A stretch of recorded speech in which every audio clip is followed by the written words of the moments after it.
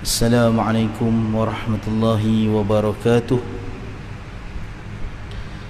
Innal hamdalillah nahmaduhu wa nasta'inuhu wa nastaghfiruh wa na'udzu billahi min shururi anfusina wa min sayyiati a'malina.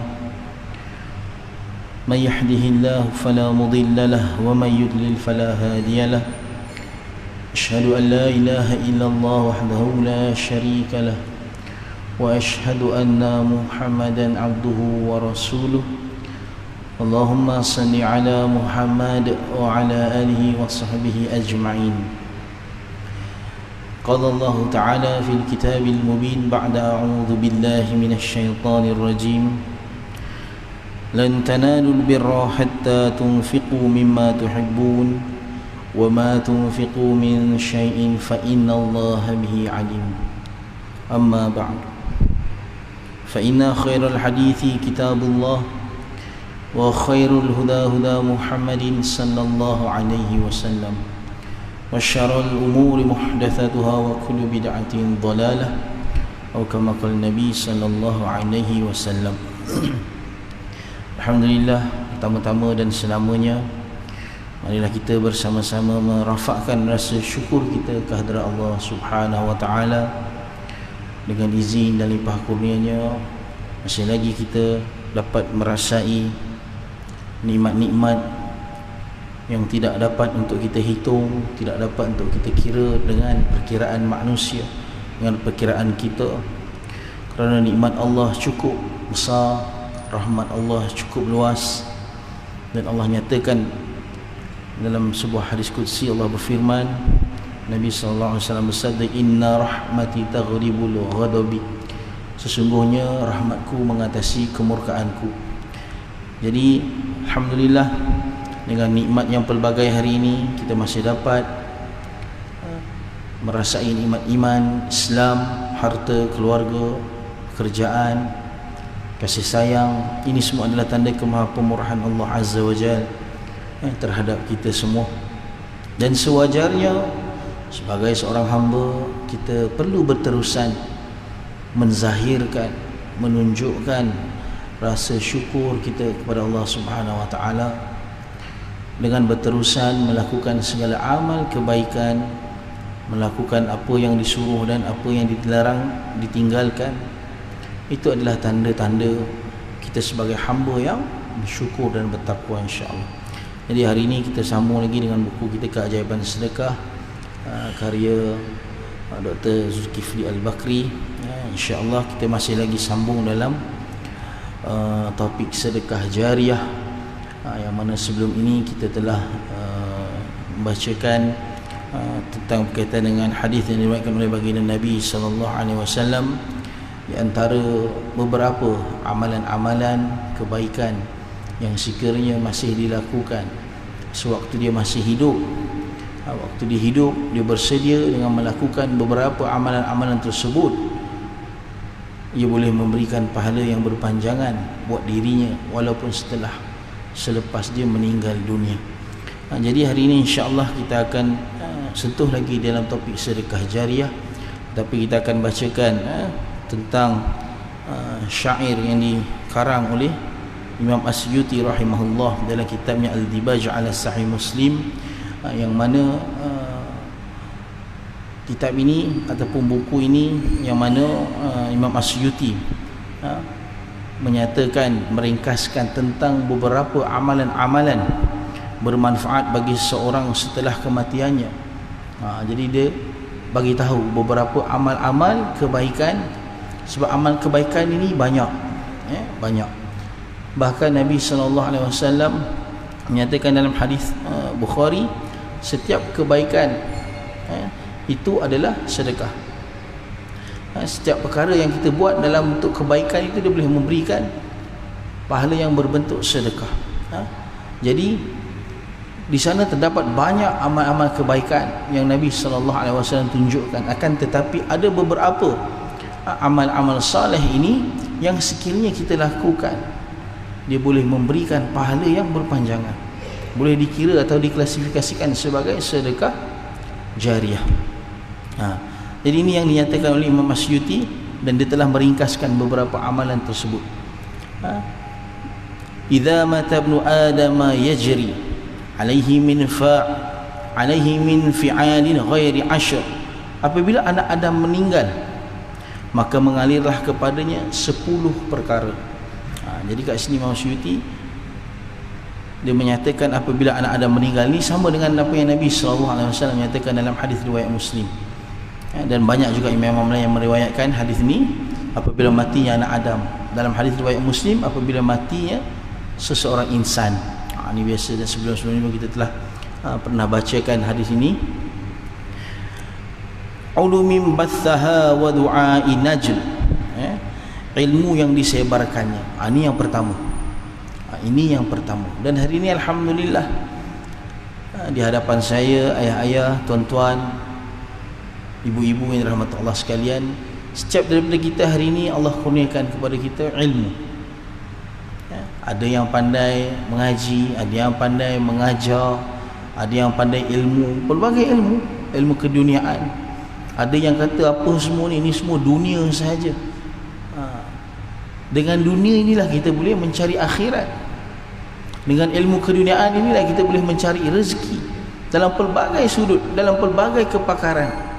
Melalui ilmu tersebut kita boleh mengundang kekayaan dalam kehidupan kita. Dengan ilmu tersebut, dengan adanya kewangan yang kukuh, yang bagus, kita dapat melaksanakan salah satu rukun Islam, iaitu dengan mengeluarkan zakat, bayar zakat pula. Sebelum ni mungkin dia penerima zakat, dengan ilmu yang dia belajar, dia tuntut, dia belajar ilmu baiki kenderaan, baiki kereta, akhirnya dia buka bengkel. Dia buka bengkel, maju perniagaan dia, bisnes dia, bengkel dia, orang datang, akhirnya bengkel dia berjaya, perniagaan dia berjaya, dia dapat menjadi orang yang keluar daripada kepompong asnaf, akhirnya dia menjadi seorang pembayar zakat. Ini banyak berlaku tuan-tuan, alhamdulillah. Jadi kita pun sepatutnya macam itulah, dengan ilmu yang kita ada, kita gunakan. Tuntut ilmu sebaik mungkin, sementara Allah masih kurniakan kepada kita pinjaman usia. Jadi ini Imam Syuuti bagi tahu ilmu yang disebarkannya. Kemudian yang kedua, apa dia? Doa anak yang soleh. Doa anak yang soleh ini pun salah satu benda yang boleh memberikan pahala yang mengalir, menjadi satu amalan yang boleh memberikan pahala yang berpanjangan. Seorang bapa, seorang ibu mendidik anak dia, mendidik anak dia dengan penuh kasih sayang, dan akhirnya anak dia menjadi anak yang soleh. Dan apabila dia meninggal dunia, anak dia menjadi anak yang soleh, masih berterusan mendoakan dia. Ini yang kita takut-takut ni. Takut apa tuan-tuan? Kita takut, a'udzubillah min dzalik, semoga Allah jauhkan. Tapi kita takut anak kita bukan tergolong di kalangan anak yang saleh. Takut anak kita sibuk dengan keduniaan, mencari kekayaan, leka dengan pekerjaan, sehingga terlupakan kita, terlupakan untuk mendoakan kita yang telah meninggal dunia ni nanti. Jadi doa anak yang saleh ini adalah benda yang sangat penting. Bahkan kita turut perlu berdoa untuk mak ayah kita, lebih-lebih lagi kalau mereka telah meninggal dunia. Allah nyatakan dalam Al-Quran, dalam surah Nuh, Rabbighfirli wa liwalidayya, wahai Tuhanku, ampunilah bagiku dan juga kedua ibu bapaku. Ini paling penting. Mohon doa keampunan buat diri kita dan juga buat kedua orang tua kita. Ini paling penting. Jangan sebab kita leka, sebab kita lalai, jadi kita lupa nak mendoakan kedua orang tua kita. Dan lupa ni bukanlah maksudnya dia lupa doa sahaja, tapi kadang-kala tindakan seorang itu, anak itu, di luar batas akal kita. Sebagai contoh, saya bekerja di Perbadanan Wakaf Selangor. Ada peristiwa ataupun perkara yang sehingga anak mengambil balik tanah wakaf yang telah diwakafkan bapanya. Ada sehingga cucu-cucu merampas kembali tanah yang telah diwakafkan atuk neneknya. Ini berlaku. Ini berlaku. Kerana itulah pentingnya kita untuk menjadi anak yang soleh. Kita sendiri, di samping kita mengharapkan anak kita menjadi anak yang soleh, mendoakan kita bila kita dah mati nanti, jangan kita lupa kita masih seorang anak. Kita masih tetap seorang anak kepada mak ayah kita, arwah ibu ayah kita. Ini kadang kita terlupa. Kita harap anak kita jadi anak soleh, tapi kita sebenarnya lupa untuk berdoa kepada mak ayah kita. Jadi ini sebahagian yang Imam Suyuti masukkan dalam syair dia ni. Yang pertama dia apa tadi? Ilmu yang disebarkannya. Ilmu yang disebarkannya. Dan yang kedua, doa anak yang soleh. Kemudian yang ketiga, wa ghursin nakh was sadaqatu tajri. Pohon kurma yang ditanamnya serta sedekahnya yang mengalir. Ini pun benda yang kalau kita buat, Imam Suyuti nyatakan kalau kita buat benda ni, pohon kurma, ataupun kita kat Malaysia ni kalau nak tanam kurma tuan-tuan, silap-silap tak tumbuh buahnya, kan? Tak sesuai dengan kita punya cuaca, tak sesuai dengan kita punya negara. Ni pula sekarang tengah musim hujan berpanjangan, kan? Hujan je, pergi basah, balik basah, yang pergi kerja naik motor. Pagi tadi saya siap berteduh di kedai mamak 20 minit. Tak boleh jadi ni, tak reda-reda hujannya ni, kan lambat masuk, panjkat merah pula. Terus jalan sampai pejabat, basah tuan-tuan. Kebetulan hari ni kena naik motor, orang rumah cuti, dia ada urusan nak pakai kereta, kan. Jadi kalau kita lihat pokok kurma mungkin tak sesuai kita nak tanam dekat tempat kita, tapi di sana ada benda yang biasa. Kalau kita balik kampung, kita tengok atuk nenek kita, mak ayah kita, benda yang mudah untuk tanam, yang selalu dikongsikan manfaatnya. Apa dia? Contoh rambutan, kan? Rambutan kita senang nak dapat. Orang atuk nenek kita tanam rambutan, kita balik kampung, cucu-cucu kumpul, dapat makan sama. Kadang sampai sedekahkan dekat orang jiran sebelah. Jiran sebelah pun sampai tak nak, dia pun ada pokok rambutan. Betul? Ini benda kita biasa, kadang sampai dah pecah-pecah dah rambutan tu kat bawah, kan? Sebab banyak dan tak ada orang nak ambil. Ada tu pula rumahnya berpagar, tu payah pula nak ambil, masuk rumah orang mencuri pula. Jadi sebaiknya tanam, kita dah niat siap-siap tanam pokok rambutan, buah ni aku nak sedekahkan dekat orang, siapa nak ambil, tak ada masalah. Ini lebih baiklah, orang pun tak takut. Dan kita pun kalau orang ambil pun, kita pun tak ada rasa kat hati tu, orang ni curi barang aku, orang ni curi buah aku, tak ada. Rambutan, lagi apa, pelam, mangga, kan. Durian jarang tuan-tuan. Durian mesti kena jaga. Kalau tidak, tak sempat jatuh dah orang ambil dah, ataupun tak sempat rasa. Jadi Imam Suyuti nyatakan di sini, antara contohnya salah satu amalan tersebut pokok kurma. Tapi kita tengok keadaan kita di negara kita ni, yang sesuai mungkin pokok rambutan, pokok mangga. Itu yang common lah, yang biasa kita dapat rasai. Yang biasa kita dapat rasai manfaat daripada amalan-amalan orang ni, kan. Dia tanam, kemudian dia sedekahkan apa dia? Rambutan. mangga, manggis. Kadang-kadang manggis pun jarang ada, dekat kampung tak ada orang jual, orang tanam manggis. Mungkin setengah-setengah tempat ada. Dan kemudian yang keempat, warasati mushafi wa birati saghrin, mushaf yang diwariskan. Ini pun salah satu amalan, salah satu perkara amal kebaikan yang sekiranya dilakukan waktu dia hidup. Dia sedekahkan mushaf Al-Quran. Selagi mana orang baca Al-Quran tersebut, insya-Allah dia akan dapat pahala yang berpanjangan. Setelah kematian dia pun dia akan dapat lagi. Sebab apa yang dia berikan, yakni mushaf Al-Quran itu yang dia wakafkan, yang diletakkan di masjid-masjid, di surau-surau, lebih baik kalau diletak di pusat-pusat tahfiz, sekolah-sekolah yang memang confirm budak-budak akan baca, orang-orang akan baca. Cuma kadang sebahagian masjid ni kadang kita tengok terlalu banyak.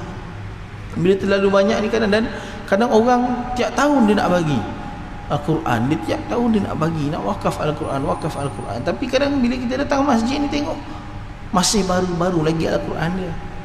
Jadi mungkin dia boleh cari tempat yang lebih bersesuaian untuk menggalakkan orang membaca Al-Quran, dan lebih baik cari sekolah-sekolah maupun pusat-pusat tahfiz yang memang akan digunakan Al-Quran tersebut, mushaf Al-Quran tersebut. Itu lebih baik dan lebih terjamin lah, confirm akan ada punya orang baca hari-hari.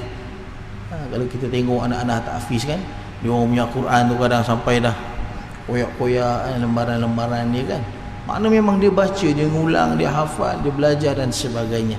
Jadi ni yang keempat. Dan kemudian yang kelima, menjaga perbatasan sempadan. Ini kalau kita tengok ribat ni apa orang panggil, kelakuan ataupun perkara seperti menjaga, yang dinyatakan oleh Imam Suyuti di sini, menjaga perbatasan ni, menjaga wilayah-wilayah. Macam kalau kita Malaysia ini, kita dapat lihat askar yang jaga perbatasan. Ini pun di antara satu pekerjaan ataupun satu perkara amalan yang boleh menyebabkan pahalanya itu berpanjangan sehingga hari akhirat. Ini Nabi SAW nyatakan di dalam hadis yang diriwayatkan oleh Imam Muslim, ribat ataupun menjaga perbatasan wilayah Islam dari serangan musuh-musuh Islam.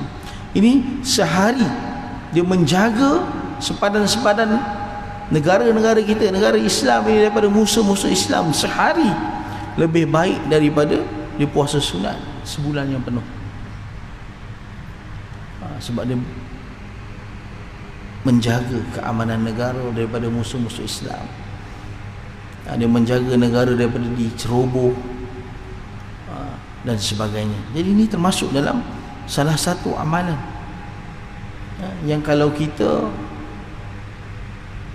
nak jadi, mungkin kita bukan askar, tapi kawan-kawan kita mungkin ada, ahli keluarga kita, dan mereka lah abang-abang askar, polis yang menjaga keamanan keselamatan negara ni, insya-Allah mereka akan tergolong dalam golongan ni, yang termasuk di dalam 10 amalan yang dinyatakan oleh Imam As-Suyuti ni, insya-Allah. Dan kemudian kalau kita lihat seterusnya yang keenam, wa hafril bi'ri au ijra'in nahr, menggali telaga dan mengalirkan sungai. Menggali telaga. Hari ni kat kampung kita ada tak telaga-telaga lagi, perigi-perigi lagi yang boleh orang ambil air? Dah tak ada dah kot. Ada lagi ni? Dah tak ada ya? Dah tak ada dah. Tak ada air, orang call syabas terus orang call terus. Tapi tinggalan tu mungkin ada kan, tinggalan perigi telaga tu mungkin ada. Dan kalau kita lihat kisah yang masyhur yang biasa kita dengar, mungkin ada ustaz-ustaz cerita tentang wakaf telaga, wakaf perigi ni. Kisah dia Sayyidina Uthman. Sayyidina Uthman, sahabat kepada Nabi sallallahu alaihi wasallam. Waktu itu masyarakat penduduk di Madinah tak ada sumber air yang bagus, tak ada sumber air yang baik. Dan pada ketika itu terdapat satu telaga ataupun satu perigi ni dijaga oleh seorang Yahudi. Seorang Yahudi dijaga telaga tersebut, dan dia kenakan bayaran. Dia letakkan bayaran untuk orang nak ambil air daripada telaga tersebut. Kalau kat kita ini, kalau rumah kita ada telaga perigi tu, mungkin kita letak satu baldi RM10 lah kot, contoh. Ini yang berlaku. Yahudi ni letakkan telaga, orang nak datang ambil kena bayar dekat dia. Jadi waktu tu bukan semua orang ada duit, bukan semua orang susah kan. Zaman dulu bukan semua orang kaya.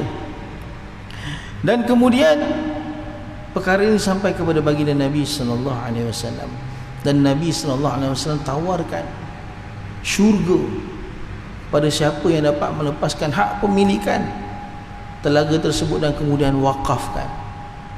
Bila dah diwakafkan, yang ini yang berlaku. Dan Saidina Uthman dengar apa yang Nabi sallallahu alaihi wasallam tawarkan ini. Dan bila Saidina Uthman dengar, dia pergi jumpa, dia bernegosiasi, berpolitik dengan Yahudi ni tadi. Aku nak beli telaga ni. Yahudi ni tak nak bagi. Kalau dia jual, habislah keuntungan dia. Kalau jual, dia mungkin dapat lamsa, mungkin tak dapat duit tiap-tiap hari tu. Jadi mungkin dia nak duit tiap-tiap hari, dia nak upah tiap-tiap hari, dia nak upah tiap-tiap hari. Jadi waktu itu Sayyidina Uthman pun tawarkan lagi, bernegosiasi lagi dengan Yahudi ini. Dia tawarkan penggiliran. Hari ni Yahudi itu jaga, esok aku jaga. Hari ni Yahudi itu jaga, esok Sayyidina Uthman jaga. Dan bila Yahudi ni jaga, dia masih gunakan dia punya taktik itulah, nak mendapat keuntungan, bayar. Siapa nak dapat, kena bayar. Nak ambil air, kena bayar. Dan kemudian tibanya hari Sayyidina Uthman jaga, Sayyidina Uthman bagi air secara percuma. Dia beri air secara percuma, dan dia siap pesan dekat penduduk Madinah pada ketika itu, siapkanlah bekal untuk hari esok sekali. Makna kalau hari ni kita datang biasa bawa satu baldi, Sayyidina Uthman bagi tahu, hang bawa 2 baldi, sebab esok hang kena bayar. Bawa siap-siap. Dan itulah yang berlaku hari demi hari demi hari demi hari. Akhirnya Yahudi ni waktu dia jaga, turn dia meniaga, tak ada orang beli air kat dia.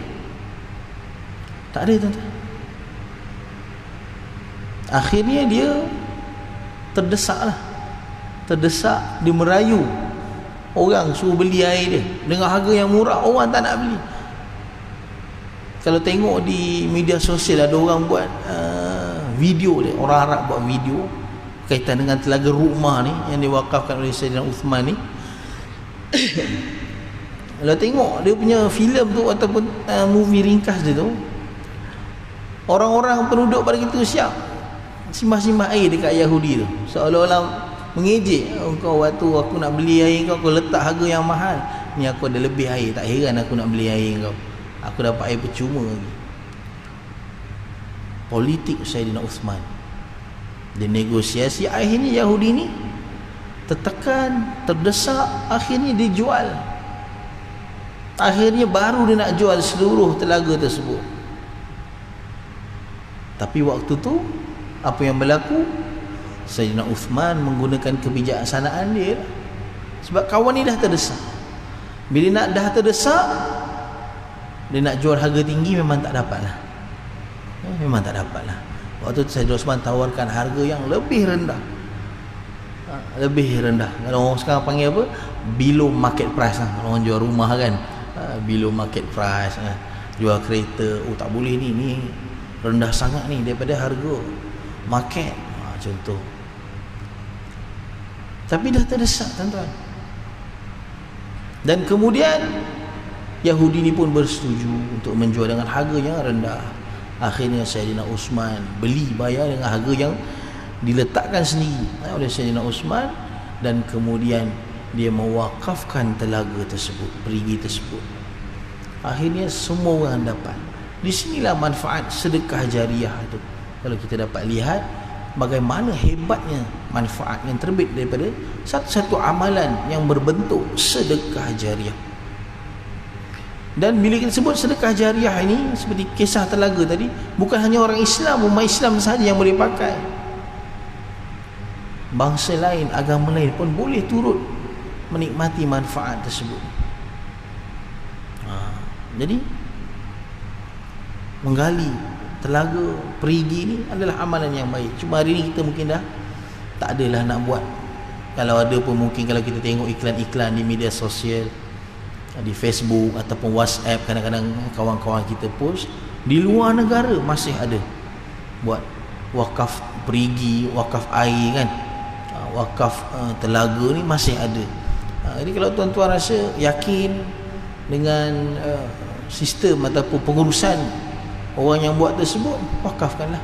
InsyaAllah kalau jalannya betul, dibuat di negara-negara luar dan sebagainya itu, kalau betul dibuat, memang dibuat, insyaAllah akan mengalir pahala ila yaumil qiyamah, sebab dia memberikan manfaat yang cukup besar. Air, makan ni okey lagi tuan-tuan, kalau kita tak makan, tapi air, tengok anak kita sudahlah yang baby-baby kadang kan syirik birit, kena sampai 3-4 hari syirik birit dah tak ada air dah dalam badan. Bodet tuan-tuan, isi air dulu. Bukan baby saja, orang besar pun sama. Air sangat penting. Dan kemudian maksudnya menyatakan lagi mengalirkan sungai. Ini pun antara satu amalan yang cukup hebat. Tapi hari ini kita pun tak ada dah kot nak mengalirkan sungai. Duduk apartmen tuan-tuan, mana ada sungai nak dialirkan. Takkan nak gali rumah orang, mana boleh. Saya duduk dekat Eko Aden kan, apartmen kan, apa nak digali sungai. Kalau di kampung-kampung mungkin ada alirkan sungai, tapi sekarang pun dah tak ada. Cuma di kampung saya di Banting, di Banting ada orang dia mirip-mirip sungai tapi bukan sungai tuan-tuan. Kebun dia wakafkan sebahagian kebun dia untuk dibuatkan jalan. Makna orang sebelum ni kalau nak masuk ke kampung saya tu kena pusing besar, kena keluar dekat Pantai Morik dulu, kawasan jalan Pantai Morik tu, baru boleh masuk ke kampung saya, Kampung Indah, baru boleh masuk. Tapi dengan wakaf hamba Allah ni tadi, tak perlu nak pusing besar, boleh cross dah lalu jalan yang dia wakafkan, tanah yang dia wakafkan tadi, dia turap. Jadi amalan yang cukup baik kalau kita dapat lihat di sini. Dan kemudian rumah untuk musafir yang dibangun, ini pun sama, bangunkan rumah-rumah untuk musafir, itu pun adalah antara amalan yang terbaik yang dinyatakan oleh Imam Suyuti. Dan selain itu, dengan mendirikan tempat ibadah, ini yang biasa kita lihat, biasa kita buat, yang biasa ayah-ayah, ibu-ibu, abang-abang, pakcik-pakcik yang biasa buat apa dia? Kita berwakaf untuk rumah-rumah ibadat. Untuk kita lah, masjid, surau, jangan rumah ibadat orang lain pula kita bagi. Jangan rumah ibadat untuk kita, umat Islam. Contoh Masjid Siti Alam ni, dulu mungkin tuan-tuan semua pernah berwakaf sebahagian wakaf tunai untuk waktu awal-awal dulu kan, pembinaan untuk Masjid Siti Alam ni. Hari ni alhamdulillah dah terbangun, terdirinya masjid yang besar serba indah ni, cantik, tepi jalan senang orang datang, nak masuk parking pun banyak. Wakaf untuk rumah ibadat. Dan kita tahu bila kita sebut rumah ibadat ni masjid, kita bina rumah Allah tuan-tuan. Kita bina rumah Allah ni, ganjarannya syurga. Ini dijanjikan oleh baginda Nabi sallallahu alaihi wasallam. Nabi sallallahu alaihi wasallam janji. Dan ini seperti tidak lain daripada wahyu ini daripada Allah lah. Dalam hadis riwayat Muslim, man bana masjidan lillahi banallahu lahu fil jannah. Barang siapa yang membangunkan masjid, Allah akan bangunkan sepertinya di syurga. Kawan ni wakaf RM50, wakaf RM100, wakaf RM500, Allah akan balas senilai dengannya. Mengikut perkiraan Allah Azza wa Jalla, kita pun tak tahu berapa Allah nilai. RM10 kita, RM50 kita. Tapi ada wakaf-wakaf kita itu di masjid-masjid sekian, di masjid sekian, di surau sekian. Jadi yang last sekali, yang terakhir, yang ke-10 ni, Imam Suyuti menyatakan mendirikan rumah ibadat. Dan hari ini alhamdulillah, kita di Selangor ni, untuk makluman ayah-ayah, ibu-ibu yang rahmat Allah sekalian, peluang dan ruang kita untuk mendapat pahala wakaf ni cukup mudah dan banyak. Saya kongsikan di sini hari ini ada hampir 290 institusi yang sedang mengumpul dana wakaf di negeri Selangor. Ada yang nak buat masjid baru, ada yang nak buat surau baru, ada yang nak baik pulih masjid, ada yang nak baik pulih surau. Sekolah-sekolah pun ada sedang mengumpulkan dana wakaf, dan kesemua mereka ini berdaftar dengan Perbadanan Wakaf Selangor, Majlis Agama Islam Selangor. Ini yang paling penting. Sebab kalau ada institusi-institusi, ini makluman untuk semua yang ada di ruang solat ini dan juga mungkin yang sedang menonton di live Facebook, mengutip dana awam menggunakan terma wakaf di negeri Selangor tanpa kebenaran Perbadanan Wakaf Selangor, dia telah melakukan kesalahan. Ini ada dalam Enakmen Wakaf Negeri Selangor. Orang nak buat wakaf, kutip wakaf, kena melalui Perbadanan Wakaf Selangor.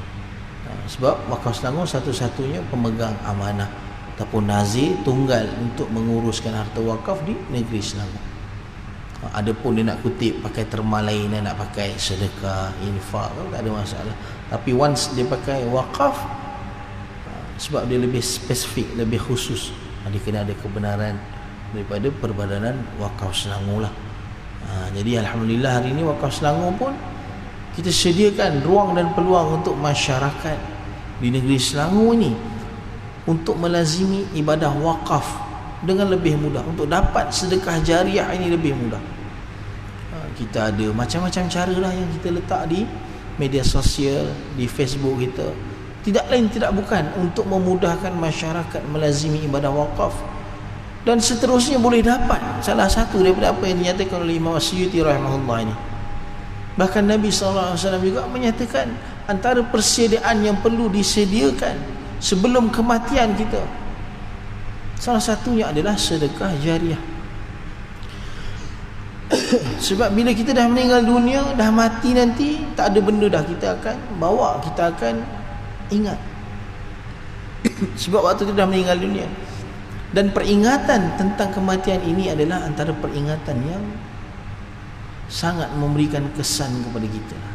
Sepatutnya sepatutnya. Dalam hadis yang diriwayatkan oleh Imam Tirmizi, Nabi sallallahu alaihi wasallam sabda, "Aktsiru dzikra hadhimil ladzat al-maut."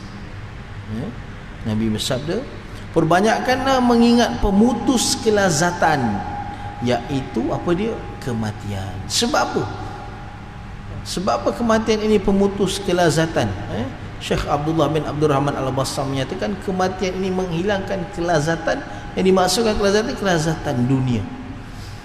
Sebab kita duduk kat dunia hari ini, semua benda yang menghayalkan, semua benda yang buat kita kadang-kadang lupa, leka, lalai dengan dunia inilah. Kalau kita salah guna, kalau kita salah faham dengan konsep gaji, harta kita kan, dia akan buat kita lalai. Bahkan bukan harta saja, keluarga, anak kadang menyebabkan kita lalai, lupa, leka terhadap kematian kita.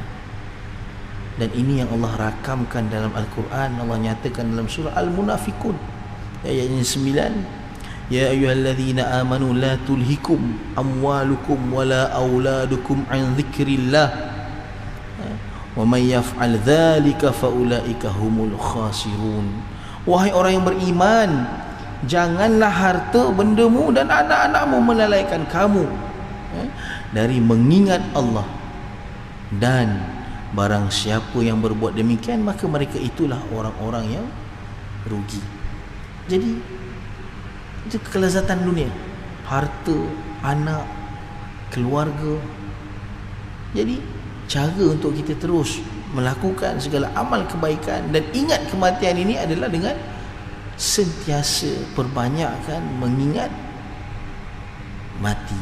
Ingat mati. Ada orang meninggal dunia, ziarah. Ada orang meninggal dunia, datang solat. Ada orang meninggal dunia, iring pergi ke kubur. Kalau kita mampu, kalau kita ada kelapangan waktu. Sebab inilah antara pemutus kelazatan yang dinyatakan oleh baginda Nabi sallallahu alaihi wasallam. Sebab apa? Mati nanti tak ada apa yang kita boleh buat. Dan bila kita sebut tentang kematian ni, memang kita rasa janggal sikit lah benda mati kan. Tapi caranya salah satu dengan kita perbanyakkanlah sedekah jariah kita, amal-amal kebaikan kita yang berbentuk sedekah jariah yang kita dah kongsikan tadi. Ada 10 perkara yang dinyatakan oleh Imam Suyuti rahimahullah yang boleh sekiranya menjadikan amalan tersebut memberikan pahala yang berpanjangan buat kita selepas kematian kita. Jadi sangat rugilah sekiranya kita masih hidup, kita tidak bersedia, kita tidak melakukan persediaan untuk kematian kita. Sebab nanti setiap apa yang ada di dunia ini akan kita tinggalkan. Harta akan kita tinggalkan. Kalau sempat kita wasiat, sempat kita wakaf, insya-Allah dia akan menjadi sedekah jariah. Tapi kalau tak sempat, dia akan jadi milik anak-anak kita. Kalau anak-anak kita ingat harta-harta kita banyak ni, dia akan sedekah, dia akan wakaf, dia akan infak. Tapi kalau dia tak ingat, satu kerugian lah tuan-tuan ya, jadi sangat-sangat rugi. Jadi dengan apa yang kita ada hari ini, masa, tenaga, harta, kesihatan, kita gunakanlah dengan sebaik mungkin agar kita tidak menjadi orang yang terleka, atau agar kita tidak menjadi orang yang lupa, agar kita tidak menjadi orang yang lalai. Sebab bila kita dah sampai ke fasa ini, kita susah dah. Sebab dah tak ingat dah apa benda dah lupa, dah lalai, dah tak ingat dah, lagi-lagi dah tak ingat dah dengan kematian. Satu kerugian. Ini yang Allah nyatakan dalam Al-Quran. Jadi dengan apa yang kita ada pada hari ini, gunakanlah sebaik mungkin harta yang kita ada, infak, wakaf, sedekah. Cari ruang untuk melakukan sedekah jariah itu. Dan hari ini akhir sekali apa yang saya nak bagi tahu, seperti biasa sebulan sekali kami Perbadanan Wakaf Selangor ada buka kaunter wakaf di belakang. Kalau ada ayah-ayah, tuan-tuan, abang-abang yang nak sama berwakaf di Perbadanan Wakaf Selangor, nanti lepas solat Isyak boleh datang dekat kaunter wakaf. Ada potongan gaji serendah RM5, ada auto debit serendah RM5. Jadi mudah untuk berwakaf hari ini, insya-Allah, dan banyak tempat yang kita telah agihkan dan akan agihkan, insya-Allah. Jadi itu sajalah apa yang saya boleh sampaikan pada malam ini, insya-Allah. Dan di kesempatan ini juga saya nak sama-sama mengajak semua untuk terus melazimi segala amal kebaikan, lebih-lebih dalam bentuk sedekah jariah ini.